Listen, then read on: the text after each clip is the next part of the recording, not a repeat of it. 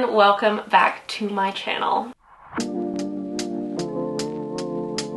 Today I'm going to be showing you how I switch plants from soil to pon. I've actually gotten requests for this video quite a lot lately, and I wanted to show you my process and how I go about it because it's useful and it's always good to see how other people do things. So I'll be taking these plants from soil to pon today with you here. If you are new here and you don't know me already, my name is Emma and I make houseplanting content all over the internet, so if you want to follow along with my houseplanting journey and maybe learn something along the way, like how to turn your plants from soil to pon, stick around, watch some more of my videos, and subscribe to my channel. If you're not new here and you are joining me once again, thank you so much for being here and I really appreciate you. So yeah, let's get into it. Firstly, if you don't know much about pon or semi-hydro, what it is, how to use it, etc., I highly recommend you go watch my pros and cons of pon video. I will link it in the clickable eye up there so you can go have a watch. I share a lot of really good information on there about why I like it and some things that could be better, etc. So if you've not watched that, go watch it.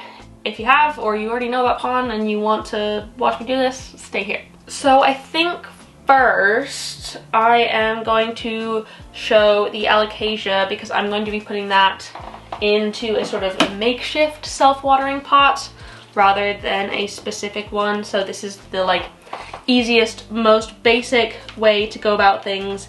You don't need any supplies or anything. So let's do it. The first thing I do is I take the plant out of its substrate. And oh my goodness, this one has so many roots. Oh my god, look at that.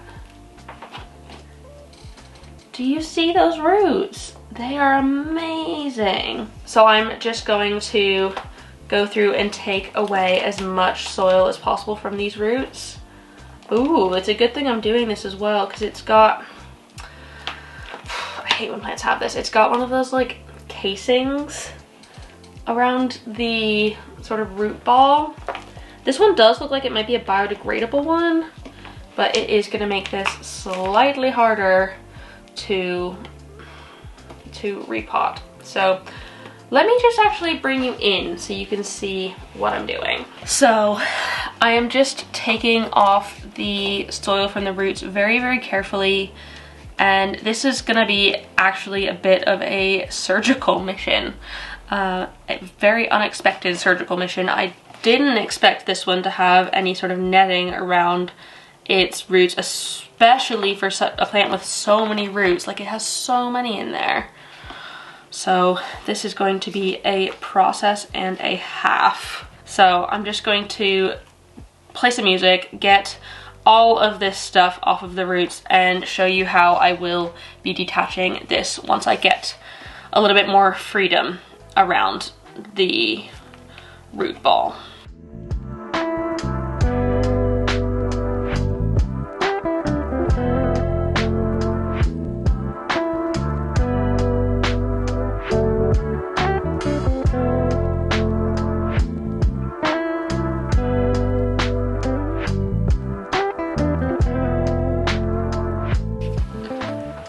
Look at that. That just oh, I feel so bad for this plant. That sucks. So we've gotten to the part where there is just this thing around the roots. Sometimes they might be plastic. Sometimes this one feels like it's kind of somewhat organic feeling, but at the same time not ideal. We don't like them. We don't want them on our plants. So I've just got some nail scissors. Small scissors are going to be your friend in this because you can really get in there and be really careful with them, because as you can see, some of the roots are coming out through this mesh and you do not want to cut the roots. So I did a little slit and now I'm just tearing it a little bit until I get to something that doesn't tear well. Okay, yeah, so this one does tear really easily, which is quite lucky. You don't always get ones that tear nicely.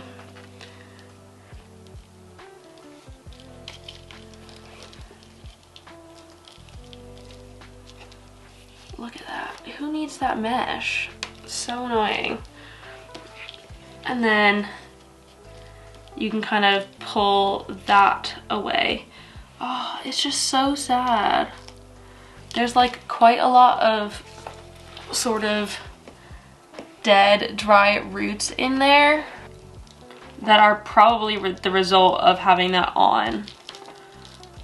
Which is, it makes me really sad because this plant could have been growing so well, but alas.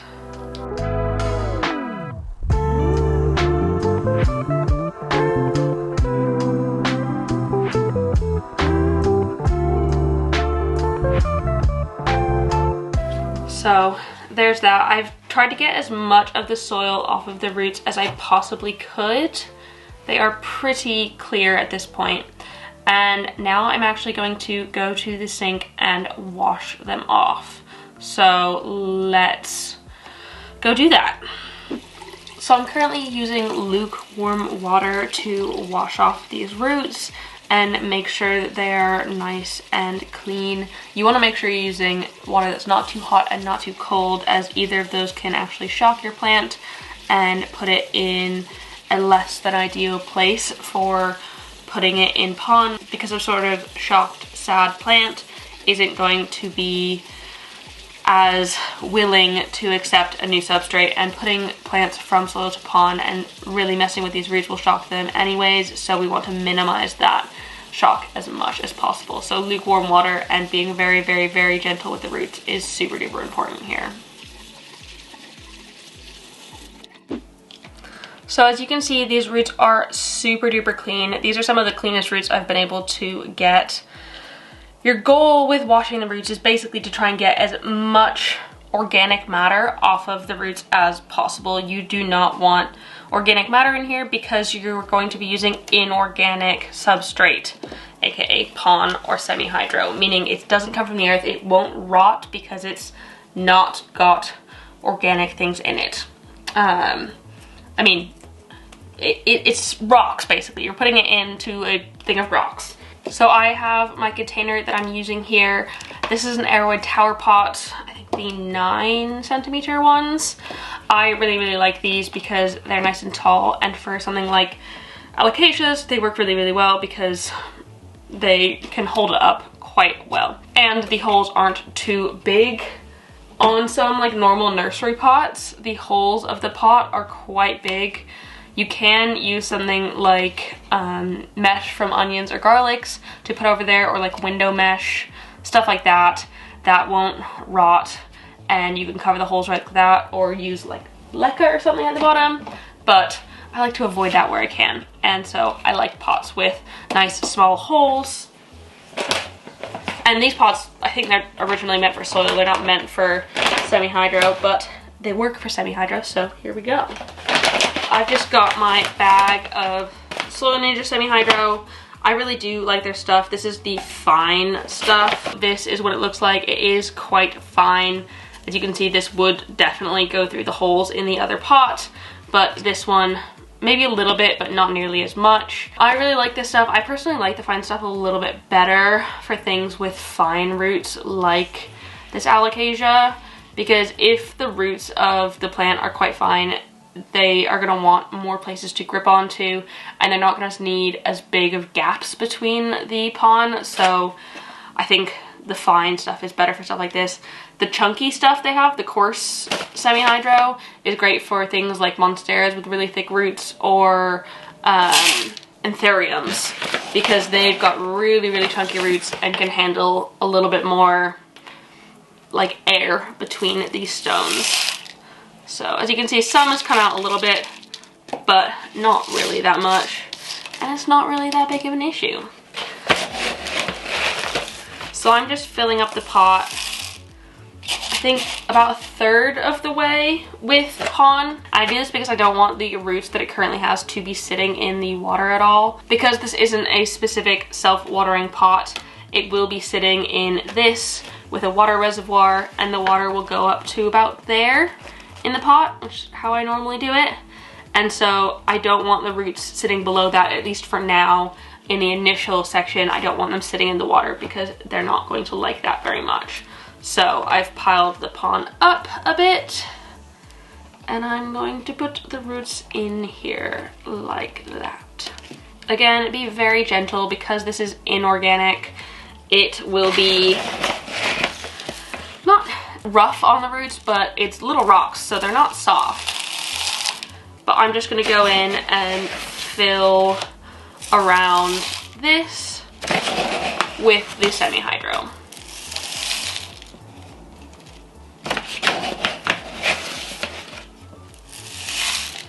I also find that the fine stuff is a lot easier to get to go in around roots because it is so much smaller. It just kind of works its way around a lot easier. But I still really like to tap the pot gently. Obviously don't like whack it, but basically tap it around. You can see like there's definitely air in there because that fell over. Shake it a little bit, let the pon get into all like the sort of nooks and crannies between the roots, and then continue filling up a little bit because you want it to feel nice and firmly in there and not like fall over to one side or the other. So like that, now it's standing up by itself, which is great. I don't have to hold it. One thing is that it's really important not to push down on the pon or semi-hydro. You don't want to be squishing it in because that could cause damage to the roots. So avoid that if at all possible. But from here, you're pretty much done. You put it into your cache pot of choice or water reservoir thing. You can also use something like a yogurt cup, anything that doesn't have holes in it. It doesn't really matter, but as I have a bunch of these LHO pots, I'm just going to be using that. So now that I've shown you how to do this one, I'm going to repeat the same initial process on a new plant. I was gonna do the Ludicia Discolor, but I've changed my mind and I want to repot my Alocasia poly, my big one, and I want to put it in pon. It has only ever lived in soil for me, and I like my Alocasias in pon. So we're gonna put it in pon. I'm going to repeat the same sort of taking off the soil and rinsing process, and then show you what it's like to put in a self-watering pot, which it's fairly similar, but there's a little bit more leniency in here. So we can have a look at that in a second. So let's unpotter.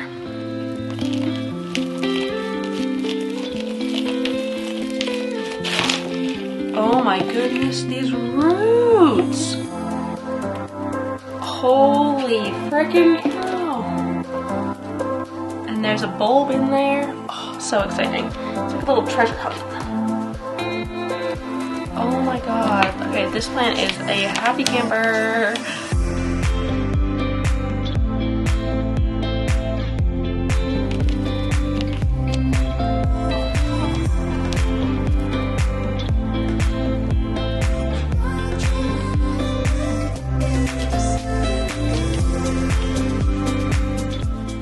So the reason you want to get all of the soil, or as much of the soil and organic matter off of the roots as possible, is because when you're putting it into a semi-hydro system, it is a very moist system.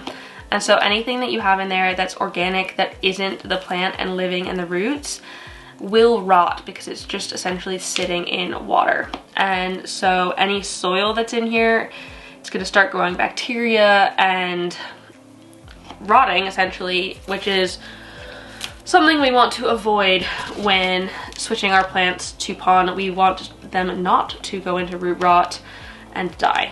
So it's important to get as much of like the soil and bark off as you possibly can. You can be a little bit flexible with this. Semi-hydro and pon is a bit more flexible than semi-hydro with leca. I have found, at least, I feel like semi-hydro with leca, you really need to make sure things are super duper clean, whereas pon, you have a little bit more wiggle room, but still it's best to get as much off as possible. So do your best, and without destroying the roots, try and get as much of the soil off and away, and that should be fine. I'm also gonna peel off these little bits of organic matter off the stem. You don't have to do this. I just like doing it because I'm gonna bury this underneath the pond and I don't want that to sit in there and get rotted. All right, let's go wash these roots. These are insane. I was not expecting them to be this big, which is super exciting. Again, I'm just going in here with lukewarm water, making sure I get as much of the soil off as possible, being super gentle because these roots are very, very fine.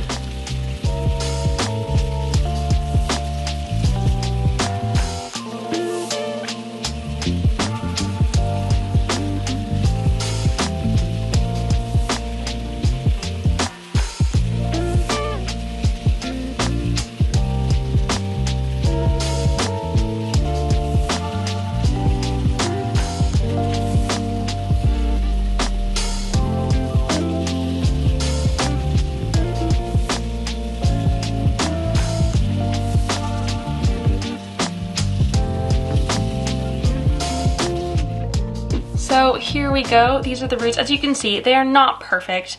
You don't need to get them like 100% free of all organic matter. Like, that's pretty much impossible with such fine roots like this.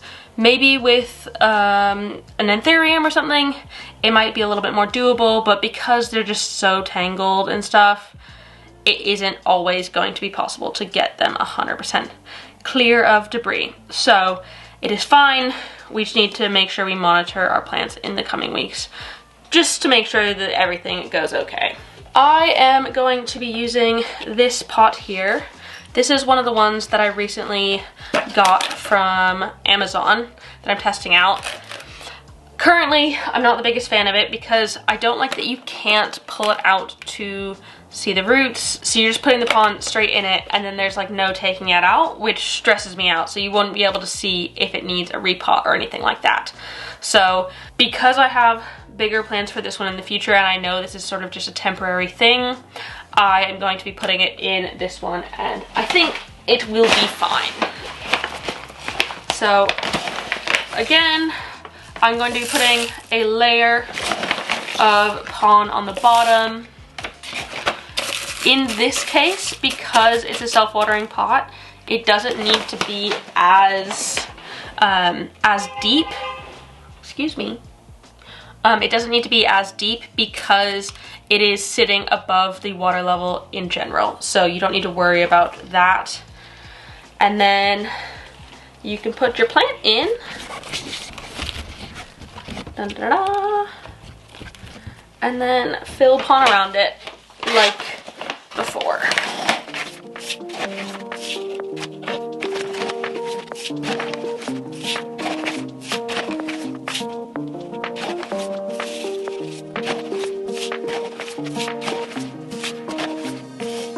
And then again, we're going to tap the side of the pot just to make sure that it's going down into all the crevices between the roots.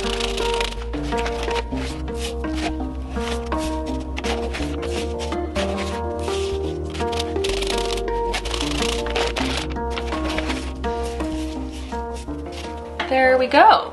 So now I have both of these in pon. Let me just go get a watering can with water and then we can water them. How many times do I need to say water? And then I'll talk to you about like sort of aftercare because they do need a little bit of monitoring for a little while. So again, this is just some lukewarm water. And I'm pouring it in there. You do need to wait a little bit to let it drain through the semi-hydro, but I can see in this pot that it's gone to the level where I want it to go. In this one, a factor that I really like is that it's got an indicator thing, which some self-watering pots have, some don't, some have a window. I personally really like the indicator because I can very easily at a glance see whether or not it has enough water. So it's just got like a little foam ball under there, and that just floats to the surface when there's enough water. So you can see it is filled up and it will be getting enough water. So like I said, we're gonna want to keep an eye on these plants for a little while, probably like at least the first month, to make sure that they're doing okay in pon, because root rot can happen and plants can reject the pon, reject this process, feel a bit too traumatized by it, and throw a fit. With alocasias, them dropping one or two of the old leaves can occur, and I wouldn't worry too much about that. With all plants, keep an eye out for sort of like rotting stems, yellowing and browning leaves, going mushy, that sort of thing. Basically, look out for the signs of root rot, because you don't want that, and it could be a problem. And if you do see any signs, there is no harm in carefully pulling it out and checking on it and making sure that it's doing okay. And if it's got root rot, then maybe pon isn't the best like thing for that plant at this time. There have been only a couple plants in my time growing in pon or semi-hydro where I've put a plant in pon and then taken it out again because it just didn't like it. So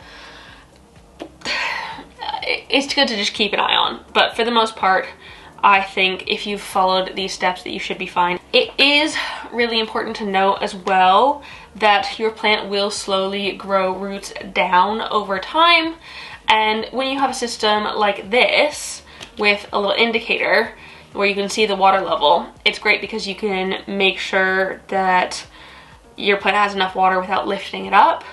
In this method, if you can't see into that pot there, which luckily this one's big enough that you can, but when it's up on a shelf, the best way I know to test whether or not it's got enough water is I just lift it.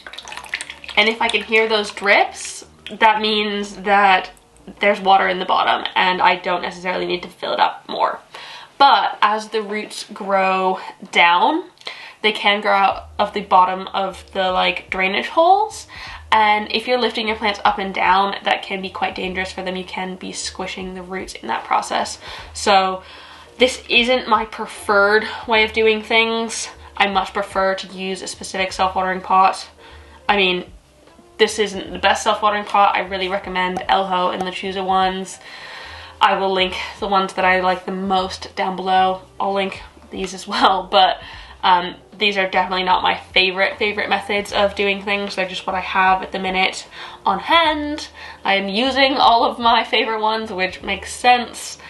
So it is just something to be aware of when you're going forward with pon, that you need to be careful. Also, I did water with just normal lukewarm water this time, just so they get adjusted. The next water I'm going to be watering with fertilizer water at the rate for semi-hydro.